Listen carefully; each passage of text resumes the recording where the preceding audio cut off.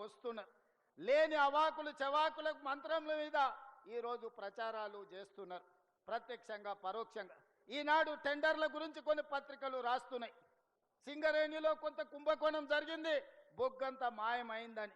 నేను ఆ పత్రికలకు, ఆ టీవీలకు, ఆ సోషల్ మీడియా వాళ్లకు, ఆ రాజకీయ పార్టీ నాయకులకు నేను చెప్పదలుచుకున్నా, ఈ ప్రభుత్వంలో అవకతవకలకు తావు లేదు.